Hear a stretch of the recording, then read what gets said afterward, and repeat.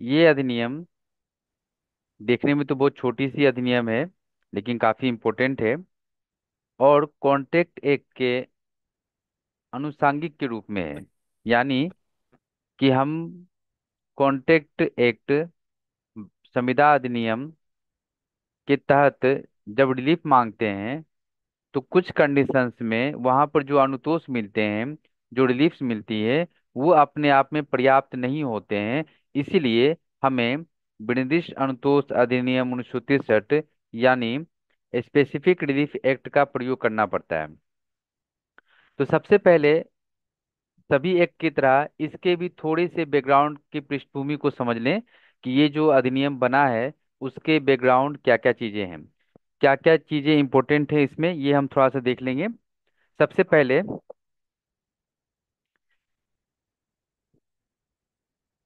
ये जो अधिनियम है उसका नाम है ब्रिटिश अनुतोष अधिनियम। अभी इससे पहले भी ये अधिनियम बना था। जो 1963 की अधिनियम अभी हम पढ़ रहे हैं, इससे पहले भी ब्रिटिश अनुतोष अधिनियम एसआरए बनाया गया था, जो सबसे पहले भारत में 1870 में बना। भारत में सबसे पहला एसआरए 1870 में बना, जो न्यूयॉर्क के civil code 1862, New York civil code 1862 पर आधारित था। यानी कि हम हमारा जो सबसे पहले एसआरए जो बना था भारत में, वो न्यूयॉर्क सिविल कोड पर आधारित था। उसको ही देखकर, उसका ही अनुसरण करते हुए बनाया गया था। उसके बाद 1963 ईस्वी में ब्रिटिश अनुतोष अधिनियम 1963 बनाया गया।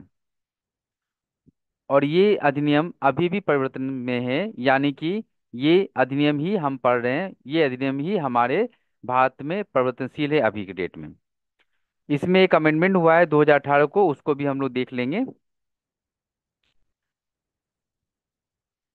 जो ब्रिटिश संतोष अधिनियम है, वो अंग्रेजी विधि के साम्य न्यायालयों पर आधारित है। यानी कि इंग्लिश लॉ में, अंग्रेजी विधि में जो साम्य के सिद्धांत हैं, उन पर वो आधारित है। क्यों? क्योंकि हमारा जो सामान्य विधि है, वो इन चीजों को लागू नहीं कर पा रहा था, साम्य सिद्धांतों को लागू नहीं कर पा रहा था, उसमें असफल हो जा रहा था। इसीलिए विशेष रूप से एक कानून बनाया गया जिसका नाम है स्पेसिफिक रिलीफ एक्ट। और ये विनिर्दिष्ट अनुतोष अधिनियम, जिसको हम एसआरए कहते हैं शॉर्ट में, ये मुख्यतः अंग्रेजी साम्य न्यायालय के सिद्धांतों पर आधारित है। इंग्लिश लॉ के इक्विटी के सिद्धांत पर यह आधारित है। अब आप कहेंगे कि सर ये इक्विटी क्या होता है या साम्य क्या होता है? तो साम्य कोई कोडिफाइड लॉ नहीं है, ये एक विधि है। यानी कि 12 प्रकार के नियम हैं जिसको हम साम्य का सिद्धांत या रूल ऑफ इक्विटी कहते हैं। जैसे किसी भी व्यक्ति को नुकसान नहीं होना चाहिए, कानून के काम से, विधि के काम से किसी पक्षकार को अन्याय नहीं होना चाहिए। और न्याय जो है, विधि, वो सुसुप्त की सहायता नहीं करती है, जागरूक की सहायता करती है। अर्थात आपको अपने समय से जागरूक होकर अपने अधिकारों की मांग करनी पड़ेगी। इस प्रकार के बहुत सारे सिद्धांत हैं। उसी में से एक सिद्धांत पर हमारा ये ब्रिटिश अनुतोष अधिनियम एसआरए भी लागू होता है। इंग्लैंड के साम्य न्यायालयों से लिए गए हैं। यानी कि आपसे एक प्रीलिम्स में क्वेश्चन पूछा जाता है कि हमारा जो एसआरए है, ब्रिटिश अनुतोष अधिनियम 1963 है, वो किस न्यायालय से, किस देश से लिए गए हैं? तो आपका आंसर होगा इंग्लैंड। हमने ये इंग्लैंड से लिया है। इसके पहले जो अभी हमने जस्ट पढ़ा था, उसमें कोई कंफ्यूजन मत रखिए। ये सबसे पहला जो अधिनियम बना था, वो न्यूयॉर्क सिविल कोड पर आधारित था। ये सबसे पहला अधिनियम की याद रखने की आवश्यकता नहीं है। सिर्फ हमने बैकग्राउंड को समझा कि कैसे कैसे प्रोसेस में आया और किस प्रकार से अभी जो हमारे सामने विनिर्देश अनुतोष अधिनियम है, इसकी मेकिंग किस प्रकार से हुई है। तो एसआरए किस पर आधारित है? हमने कहाँ से लिया है? इंग्लैंड से लिया है। इंग्लैंड के साम्य न्यायालय से, इंग्लैंड से जो है वो हमने साम्य का सिद्धांत और ये साम्य का जो कानून है हमारा ब्रिटिश अनुतोष अधिनियम, वो इंग्लैंड के से एडॉप्ट किया गया है। वृद्धि संतोष अधिनियम 1963 जो अभी हम लोग पढ़ रहे हैं, ये विधि आयोग के 9वें रिपोर्ट पर आधारित है। विधि आयोग का लॉ कमीशन के 9वें रिपोर्ट पर आधारित है। आप लोग जानते होंगे कि जितने भी कानून बनते हैं, उन सभी कानून को बनाने का काम विधि आयोग का होता है, लॉ कमीशन का होता है। जैसे फर्स्ट लॉ कमीशन ने, प्रथम विधि आयोग ने आईपीसी वगैरह बनाई थी, जिसमें मेकाले जो है अध्यक्ष थे उसके। उसी प्रकार विधि आयोग के 9th रिपोर्ट पर ये बनाया गया है, जो आपका है विधि संतोष अधिनियम, धारा 42 को छोड़कर, क्योंकि बाद में जो है हुए थे, इसीलिए मेनली जो है पूरा का पूरा आपको आ गया था 9th रिपोर्ट पर, बट 42वां जो है वो बाद में भी उसमें चेंजिंग वगैरह हुए हैं, इसीलिए उसको हम एक्सेप्ट करके चलते हैं। तो आपका एक क्वेश्चन यहाँ से बन सकता है कि ब्रिटिश अनुतोष अधिनियम कौन से विधि आयोग के सिफारिशों पर बनाई गई है? तो ये विधि आयोग के 9th रिपोर्ट पर यह आधारित था।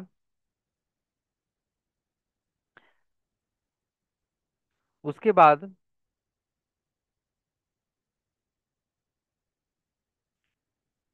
जो भारत में सिविल न्यायालय होते हैं, सिविल कोर्ट्स होते हैं, वो दो प्रकार से रिलीफ्स देते हैं, दो प्रकार से उपचार प्रदान करते हैं। एक उपचार प्रदान करते हैं कि जो वस्तु दी गई है, यानी कि जो वस्तु की हमें कॉन्ट्रैक्ट किया गया है, उस चीज को ही हमें वापस मिल जाती है। एक चीज ध्यान रखिए कि एसआरए का प्रयोग तभी होगा, इस अधिनियम का प्रयोग तभी होगा जब दो पक्षकारों में किसी प्रकार की संविदा हुई है और उसमें से एक पक्षकार ने संविदा को भंग किया है, संविदा का पालन नहीं किया है। ब्रीच ऑफ कॉन्ट्रैक्ट के स्थिति में ही इसका प्रयोग होता है। वैसे कुछ इसके ऐसे प्रावधान भी हैं, जैसे लिखतों का परिशुद्धिकरण, उन सब का प्रयोग पहले भी होता है, लेकिन मुख्यतः इसका प्रयोग जो है संविदा के पालन नहीं करने की स्थिति में ही किया जाता है। लेकिन कुछ अन्य प्रावधान भी है जिसका प्रयोग अलग अलग चीजों के लिए भी, अलग अलग प्रकार के अनुतोषों के लिए भी किया जा सकता है। तो अगर किसी व्यक्ति ने कोई संविदा की है, जैसे हमने एक खास जगह पर कोई मकान लेने का निर्णय लिया, एक बिल्डर ने बहुत सारे मकान बनाए और उस फ्लैट्स में हमें बोला कि आप अपना फ्लैट बुक कर लीजिए। हमने सबसे नीचे वाला फ्लोर बुक कर लिया, बुकिंग कर लिया हमने। उसके बाद उस बिल्डर ने बोला कि हम नीचे वाला फ्लोर नहीं देंगे, हम आपको ऊपर वाला फ्लोर देंगे। तो हमें बस नीचे वाला ही फ्लोर चाहिए था। इसके लिए कुछ खास कारण हो सकते हैं। मान लीजिए हमारे घर में कोई ऐसा पेशेंट हो सकता है जो ऊपर के फ्लोर पर रहने में कैपेबल ना हो, या कुछ और स्थितियां हो सकती हैं, हमारे बच्चे छोटे हैं, हम ऊपर उसको लेके नहीं जा सकते, बहुत सारी चीजें हो सकती हैं। तो ऐसे परिस्थितियों में अगर यहाँ पर ठेकेदार ने, बिल्डर ने ब्रीच ऑफ कॉन्ट्रैक्ट किया है, तो हमारे पास ऑप्शन है कि या तो हम कॉन्ट्रैक्ट एक्ट के धारा 73 और 74, 73 और 74 में कंपनसेशन मांग लें, प्रतिकर मांग लें, या फिर हमारे पास ऑप्शन है कि हम एसआरए बृहद संतोष अधिनियम में जाएं और उस बिल्डर को फोर्स करें न्यायालय के द्वारा कि आप हमें वही बिल्डिंग में उसी फ्लोर पर जो हमने बुक किया है आप हमें फ्लैट दो। हम दूसरा फ्लैट नहीं लेंगे, आपको अपने वचन का पालन करना ही पड़ेगा, क्योंकि हमने जब बुकिंग की तो प्राइसेस कम थे और अभी जो है मार्केट में प्राइसेस बढ़ गए हैं फ्लैट्स के। तो आप हमें ऐसे इनकार नहीं कर सकते हो। तो ये हो गया आपको विशिष्ट संतोष, जहां पर हमको वो खास चीज जिसके लिए हमने कॉन्ट्रैक्ट किया था, वो खास वस्तु जिसके लिए हमने कॉन्ट्रैक्ट किया था, वही चीज हमें मिल जाती है। तो उसको बोलते हैं विशिष्ट अनुतोष या स्पेसिफिक रिलीफ। दूसरे प्रकार का जो रिलीफ है उसमें होता है कि वो वस्तु को, वो चीजें नहीं मिलती है वादी को, वादी को वो चीज, वो वस्तु, वो कॉन्ट्रैक्ट का पालन नहीं मिलता है, बल्कि उसके स्थान पर नुकसान की भरपाई मिलती है। जो नुकसान हो गया उसको, अब मान लीजिए फर्स्ट ग्राउंड फ्लोर उसने बुक किया और बिल्डर ने देने से मना कर दिया, ऐसी परिस्थिति में अब वो दूसरे जगह पर जब बिल्डिंग खरीदेगा, फ्लैट खरीदेगा, तो उसको महंगे दाम में मिलेगा, इसलिए। और इतना समय जो बर्बाद हुआ उसका, उस चक्कर में उन चीजों के लिए वो न्यायालय से कंपनसेशन प्राप्त कर सकता है, जो हम प्राप्त करते हैं संविदा अधिनियम में।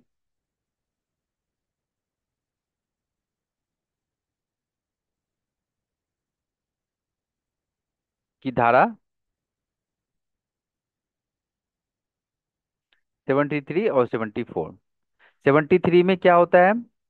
वो परिनिर्धारित होता है, अनलिक्विडेटेड कंपनसेशन होता है।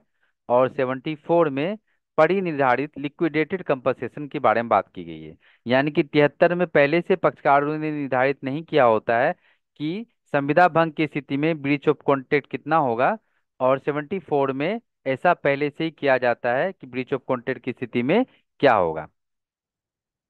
ठीक है। अब आ जाइए कि जो स्पेसिफिक रिलीफ एक्ट पढ़ रहे हैं उनका क्या उद्देश्य है। ब्रिटिश अनुतोष अधिनियम 1963 के क्या क्या उद्देश्य है, ये बनाने के पीछे क्या रीजन था, उसको हम लोग समझते हैं।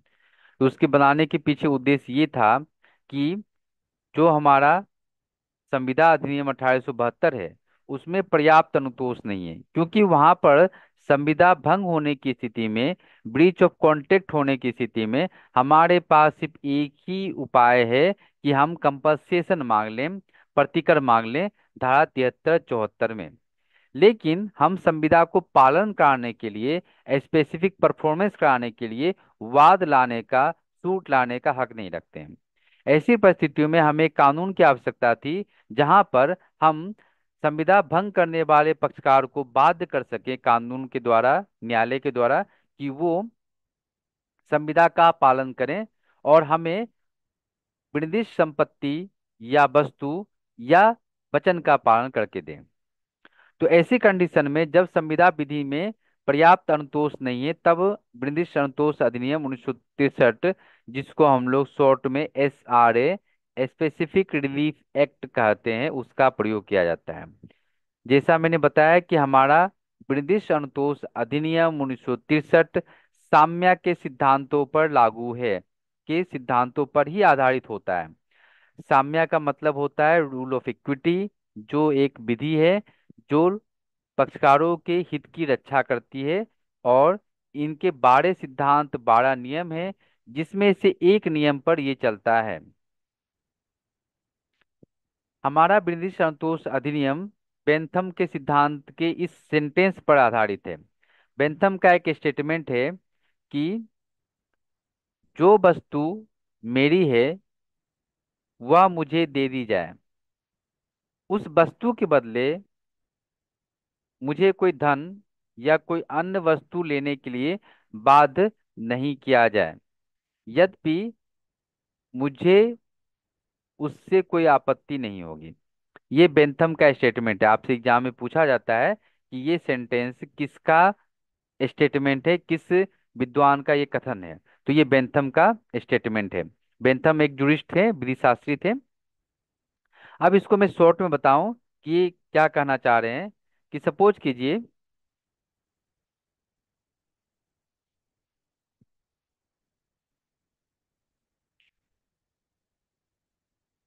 आपके पास एक बेयर एक्ट है, जिसमें आपने अच्छे से नोट्स बना रखे हैं। उस बेरेक्ट में आपने इम्पोर्टेंट पॉइंट्स को हाईलाइट कर रखा है, जो जो इम्पोर्टेंट हिंट्स हैं उनको लिख रखा है। ये सब करके आपने बहुत अच्छे से एक नोट बना रखा है। किसी भी सब्जेक्ट का आपके पास एक बेरेक्ट है, लेकिन वो बेरेक्ट आपके कोई फ्रेंड लेकर चले जाते हैं, और बाद में जब आप उनको बोलते हैं कि आप मेरा बेरेक्ट वापस करो, तो वो बोलते हैं कि ठीक है, मैं आपको बेरेक्ट दे दूंगा या बेरेक्ट के पैसे दे दूंगा। तो वो बेरेक्ट जो आपने काफी मेहनत से 2 साल 3 साल पढ़कर, सेल्फ स्टडी या जिस भी प्रकार से आपने पढ़ा हो, बहुत मेहनत करके अच्छे से उसमें नोट्स बनाए हैं, उसमें अंडरलाइन किया है, हाईलाइट किया, अपने अनुसार उसको तैयार किया है। और आपका जाहिर सी बात है, हर व्यक्ति का बेरेक्ट अपने अनुसार वो प्रिपेयर करते हैं। उसमें important case laws, Latin magazine, सब कुछ आपने तैयार किया है। ऐसे कंडीशन में उस बेरेक्ट जो आपका अपना है, उसका कोई प्रतिस्थापित नहीं हो सकता है, कोई भी सब्स्टिट्यूशन नहीं हो सकता है। तो अगर वो व्यक्ति बोले कि मैं आपको दूसरा बेरेट दे दूंगा या आपको बेरेट के पैसे दे दूंगा, तो आप बोलेंगे नहीं, मुझे मेरा वाला ही बेरेट चाहिए। तो ऐसे कंडीशन में अब यहाँ पर दो कानून हमारे पास थे। एक कानून था हमारे पास कॉन्ट्रैक्ट एक्ट, यानी कि संविदा विधि। तो कॉन्ट्रैक्ट एक्ट आपको बोलता है कि इस प्रकार से अगर किसी दूसरे व्यक्ति ने संविदा को भंग किया है, तो आपके पास ऑप्शन है कि आप उससे कंपनसेशन मांग लीजिए, प्रतिकर मांग लीजिए। लेकिन हमें कंपनसेशन नहीं चाहिए, हमें बेरेट की किताब की मूल्य नहीं चाहिए, हमें मेरा वाला ही बेरेट चाहिए। तो हम क्या करेंगे? तो ऐसे कंडीशन में हम चले जाएंगे एसआरए के पास, ब्रिटिश अनुतोष अधिनियम 1963, और उसके धारा 10 के तहत हम कोर्ट में सूट लाएंगे विनिर्दिष्ट पालन के लिए,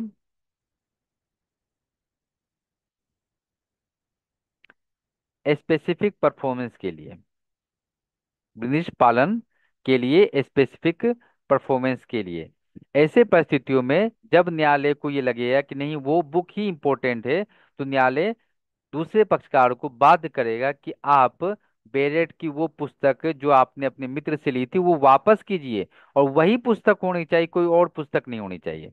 क्योंकि प्रतिकर जो है वो पर्याप्त अनुतोष नहीं है, सिर्फ उस बेरेट का मूल्य जो है पर्याप्त अनुतोष नहीं है। एक और एग्जाम्पल इन चीजों को समझने के लिए हम लेते हैं। मान लीजिए मिस्टर ए है, और मिस्टर ए की एक फेवरेट वॉच है, घड़ी है, जो उसको उसके पिता ने, फादर ने गिफ्ट की थी, या फिर पिता की ही वॉच है जो वो यूज करता है। ऐसे कंडीशन में किसी और व्यक्ति ने, सपोज कीजिए, ये वॉच को उसने क्लीनिंग के लिए या रिपेयरिंग के लिए दिया था, मरम्मत के लिए दिया था किसी दुकान में, और दुकानदार ने उस वॉच को मिस्टेक से कहीं गुम कर दिया या किसी और को भेज दिया। ऐसे कंडीशन में जब मिस्टर ए जाता है दुकानदार से और अपनी वॉच मांगता है, अपनी घड़ी मांगता है, तो दुकानदार बोलता है कि हमने ये गलती से वॉच किसी और को दे दी है, मैं आपको सेम आपके जैसी ही वॉच जो आप पहनते थे वैसी वॉच देने को तैयार हूँ, वैसी घड़ी देने को तैयार हूँ, या फिर आपको पैसा चाहिए तो मैं इसके बदले जो मार्केट वैल्यू है अभी का वो पैसा देने को तैयार हूँ, क्योंकि मेरी गलती यहाँ पर है। अब यहाँ पर आपका कुछ, मिस्टर ए का कुछ खास इमोशन, भावना अपने पिता के उस घड़ी से जुड़ी हुई थी। ऐसे कंडीशन में भले ही इस वॉच के बदले बिल्कुल नई घड़ी हमें दे दे, या ब्रांडेड घड़ी दे दे, या महंगी घड़ी दे दे, या उसका मूल्य दे दे, हमारे भावनाओं को संतुष्टि नहीं मिलेगी। तो ऐसे में मिस्टर ए क्या कहेगा? वो कहेगा मुझे मेरी ही घड़ी चाहिए, चाहे आप उसको जहां से मंगवाएं, आपने जिसको दिया उससे मंगवा लीजिए, आपको जो भी कॉस्ट पड़े वो आप खर्च कीजिए, लेकिन मुझे तो मेरी वाली ही घड़ी चाहिए, क्योंकि वो मेरे पिता की घड़ी थी। अब यहाँ पर वो दुकानदार मना कर देता है कि मैं इतना मेहनत नहीं करूंगा, पैसा लेना है तो लो, नहीं या तो दूसरा घड़ी ले लो। ऐसे कंडीशन में मिस्टर ए क्या करेंगे? मिस्टर ए के पास एक ऑप्शन आएगा कि वो एसआरए के तहत, स्पेसिफिक रिलीफ एक्ट के तहत एक सूट वाद ले आए उस दुकानदार के खिलाफ, और उस दुकानदार को कोर्ट के द्वारा बात करवाएं कि वो घड़ी, वो ब्रिटिश घड़ी ही इस व्यक्ति को प्राप्त किया जाए। उस ब्रिटिश घड़ी, वो ही घड़ी जो उसने दी थी वही घड़ी उसको वापस कराई जाए, चाहे उसने जिसको दे दी हो या जहां रख दी हो वहां से ढूंढ कर प्राप्त करके लेकर आए। अब एक कंडीशन यहाँ ये भी हो सकता है कि वो घड़ी है ही नहीं, वो घड़ी सपोज की चोरी हो गई, खराब हो गई, टूट गई, कहीं मिल नहीं रही है, खो गई है इस तरह से। तो ऐसे परिस्थितियों में तो संभव नहीं है इसका विनिर्दिष्ट पालन कराना, लेकिन बाकी चीजों में विनिर्दिष्ट पालन कराना जाना संभव है, और विनिर्दिष्ट पालन कराया जाएगा। ठीक है, तो ये हमने मोटे मोटे चीजों को अभी समझा है। फिर इसके आगे क्या है? तो यहाँ पर जो बेंथम का सिद्धांत है जिस पर हमारा ब्रिटिश अनुतोष अधिनियम चलता है, वो वही बोलता है कि जो मेरी वस्तु है, यानी कि जो मेरी घड़ी थी, आप मुझे मेरी ही घड़ी दीजिए, मुझे दे दीजिए, मेरी घड़ी मुझे दे दीजिए, उस घड़ी के बदले मुझे धन, उस घड़ी के बदले मुझे धन या अन्य वस्तु, कोई और घड़ी, या कंपनसेशन के रूप में पैसे लेने के लिए बाध्य नहीं कीजिए, मुझे मेरी ही वस्तु चाहिए, उसके बदले कोई और चीज मुझे मत दीजिए। तो बेंथम का जो ये सिद्धांत था, इसी पर हमारा ये कानून आधारित है।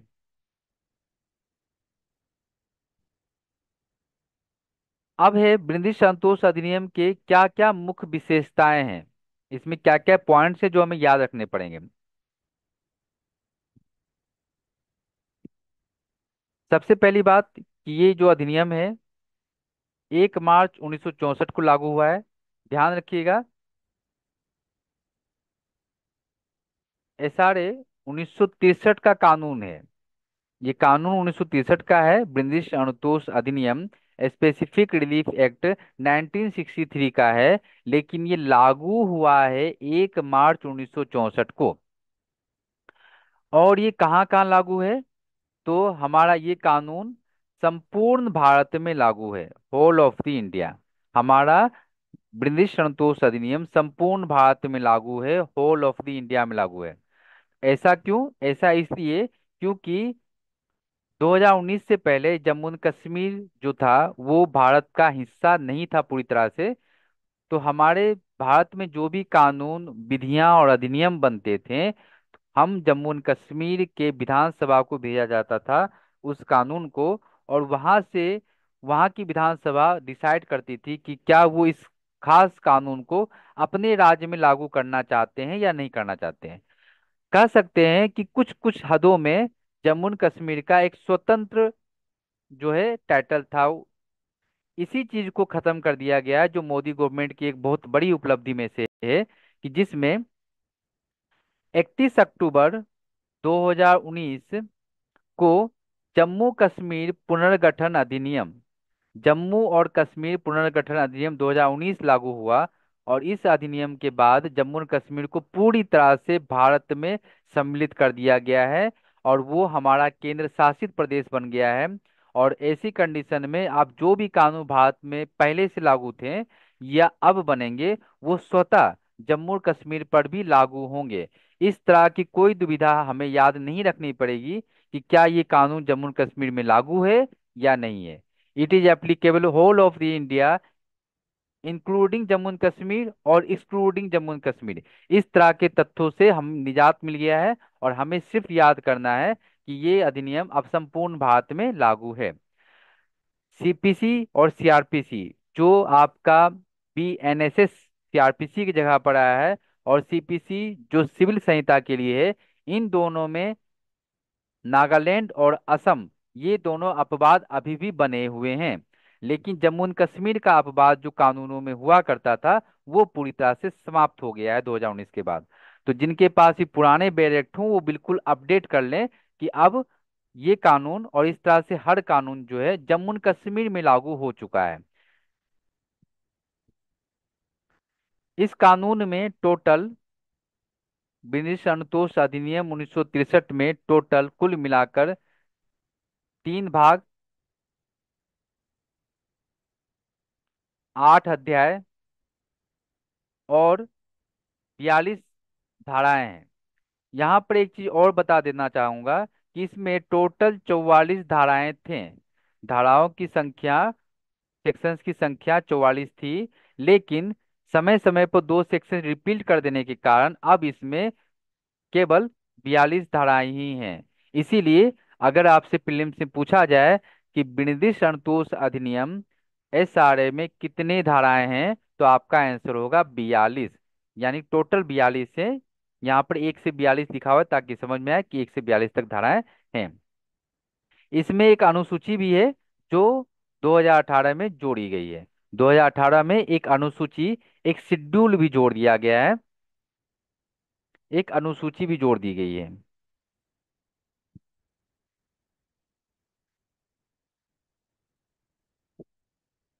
ये याद रखने की आवश्यकता है कि कितने भाग हैं, कितने अध्याय हैं, ये आपके एग्जाम से पूछे जाते हैं।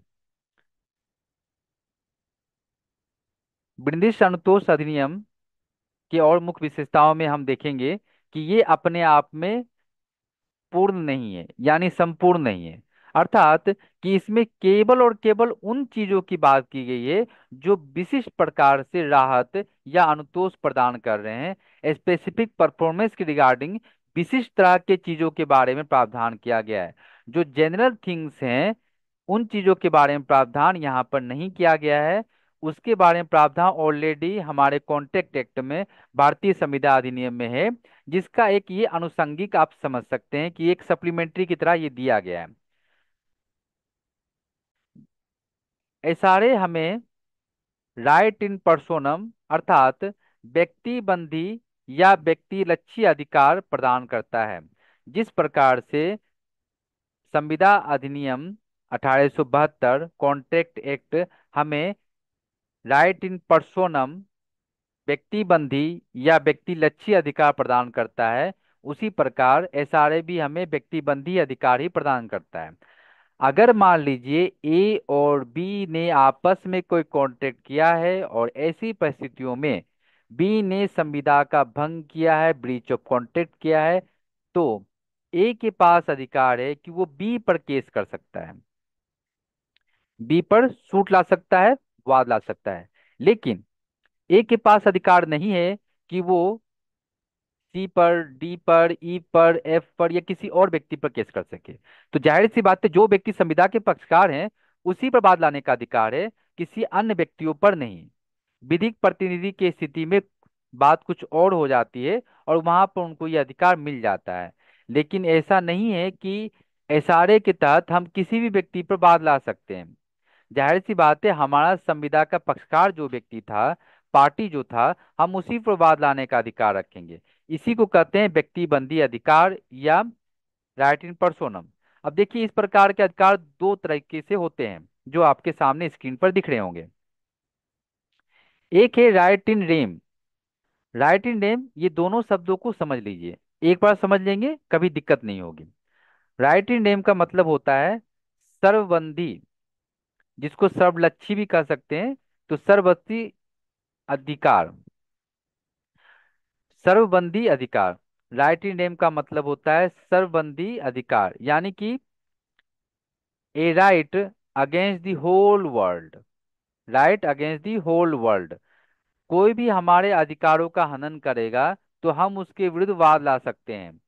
हम उसके विरुद्ध वाद ला सकते हैं जो भी हमारे अधिकारों का हनन करेगा। जैसे कि संपत्ति अंतरण अधिनियम, टीपी एक्ट, या आईपीसी जो अब बन गया आपका बीएनएस। कोई भी हमें थप्पड़ मारेगा उस पर हम केस कर सकते हैं, चाहे वो कोई भी व्यक्ति हो, भारत का कोई भी व्यक्ति हो, विदेश का कोई व्यक्ति हो, जो भी व्यक्ति अगर हमें थप्पड़ मारे या हमारे अधिकारों का उल्लंघन करे उस व्यक्ति पर हम वाद ला सकते हैं। उसी प्रकार लॉ ऑफ टोर्ट, अपकृत्य विधि, वो सब क्या है, ये सब राइट इन डेम है, अर्थात सरबंदी अधिकार है। यानी कि इसमें जो अधिकार दिए गए हैं वो संपूर्ण समाज और विश्व के प्रति है। कोई भी हमारे अधिकारों का उल्लंघन करेगा, इन्फ्रिंगमेंट ऑफ आवर राइट्स करेगा, हम उसके विरुद्ध वाद या सूट लाने का अधिकार रखेंगे। दूसरा टर्मिनोलॉजी है राइट इन पर्सोनम। राइट इन पर्सोनम का मतलब होता है व्यक्तिबंदी अधिकार, यानी कि उसमें एक व्यक्ति से बना हुआ है। जैसे कि हमारा कॉन्ट्रैक्ट एक्ट,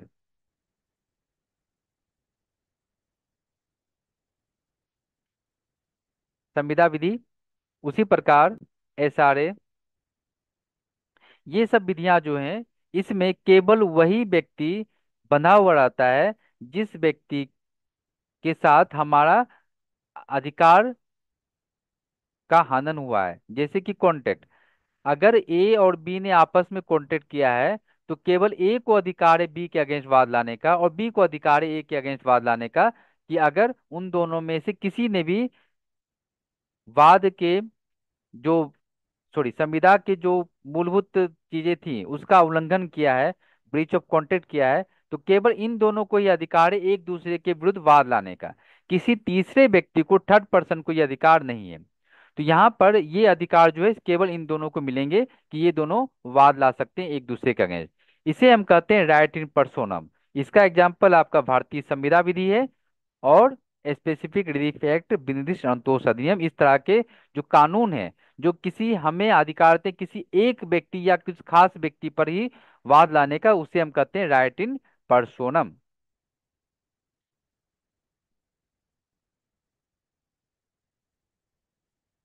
उसके बाद एक चीज की और डिस्प्यूट हो जाती है कि जो हमारा विनिर्दिष्ट संतोष अधिनियम है वो किस प्रकार की विधि है।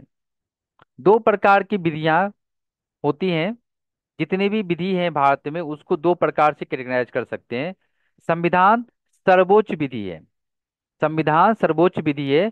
और संविधान के अलावा जितनी भी विधियां हैं उसको हम प्रक्रियात्मक विधि, प्रोसीजरल लॉ, और मौलिक विधि, सब्सटेंटिव लॉ में कैटेगराइज कर सकते हैं। तो एसआरए किस प्रकार की विधि है?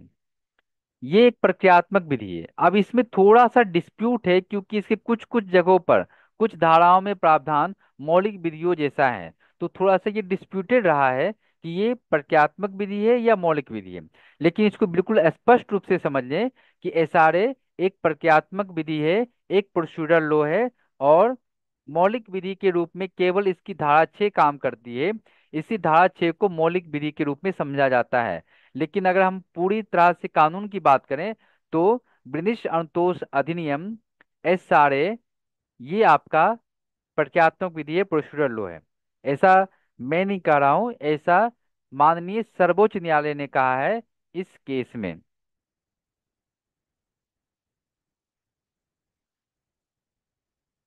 आधुनिक steels limited versus Orissa manganese and minerals private limited 2007 का ये केस है। और 2007 के इस केस में ऑनरेबल सुप्रीम कोर्ट ने माना कि ब्रिटिश संतोष अधिनियम 1963, जो ये कानून हम पढ़ रहे हैं, ब्रिटिश संतोष अधिनियम 1963, ये एक प्रक्रियात्मक विधि है, ये एक प्रोसीजरल लॉ है। ठीक है। क्योंकि भले ही इसमें एक आध धाराएं मौलिक विधि जैसा काम करती हैं, लेकिन ये पूरी तरह से प्रक्रियात्मक विधि है, प्रोसीजरल लॉ है। जैसे भारतीय साक्ष्य अधिनियम में कुछ धाराएं, जैसे एस्टोपल यानी विबंध और रेस जुडिकाटा का सिद्धांत, ये सभी मौलिक विधि जैसा काम करते हैं। लेकिन फिर भी भारतीय साक्ष्य अधिनियम एक प्रक्रियात्मक विधि है, एक एडजेक्टिव लॉ है। तो उसी प्रकार हमारा एसआरए क्या हो गया? ये हो गया आपका प्रक्रियात्मक विधि यानी प्रोसीजरल लॉ।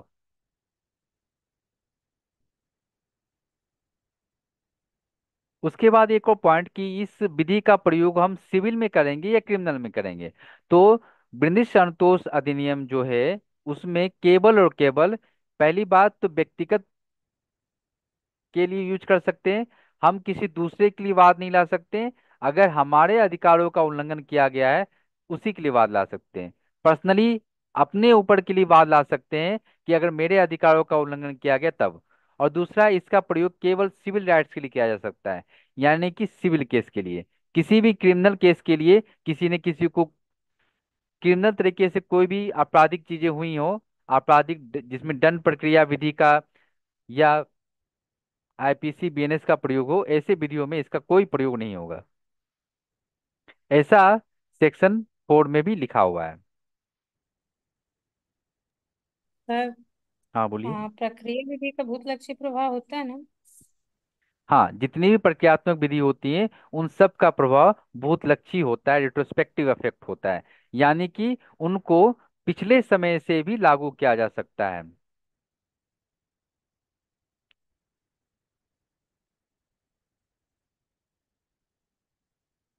जो भी विधियां भूतलक प्रक्रियात्मक विधि होती हैं वो बाय डिफॉल्ट भूतलक्षी प्रभाव रखती हैं। अर्थात उनको पिछले समय से भी लागू किया जा सकता है। पिछले समय का अर्थात कि कानून आज बना, लेकिन उसमें 5 साल पुराने केसेस पर भी हम उसके प्रोविजंस को अप्लाई कर सकते हैं। लेकिन किसी भी मौलिक विधि में अगर हम ऐसा करें, सब्सटेंटिव लॉ में करें, जैसे हमारा हो गया आईपीसी या फैमिली लॉ, इन सब विधियों में इन सब विधियों में अगर हम कभी भी इस तरह से भूतलक्षी प्रभाव रखेंगे, रिट्रोस्पेक्टिव इफेक्ट रखेंगे, तो उसका जो कानून होगा वो कानून ही अवैध हो जाएगा, क्योंकि ये हमारे संविधान के आर्टिकल 20(1) का उल्लंघन करेगा। इसीलिए वो स्वतः शून्य हो जाएगा, क्योंकि मौलिक अधिकार से असंगत या अल्पीकरण करने वाली समस्त विधियां शून्य हो जाती हैं। ऐसा संविधान के अनुच्छेद 13 में आप पढ़ते हैं। तो protection against x post facto law के संबंध में ये 20(1) जो आर्टिकल है हमारा, उसी के कारण वो शून्य हो जाएंगे। इसीलिए कोई भी मौलिक विधि का प्रभाव भूतलक्षी नहीं होता है। कॉन्ट्रैक्ट एक्ट का भी प्रभाव भूतलक्षी नहीं है, क्योंकि संविदा अधिनियम 1872 ये भी आपका एक मौलिक विधि है, लेकिन ये सारे एक प्रक्रियात्मक विधि है।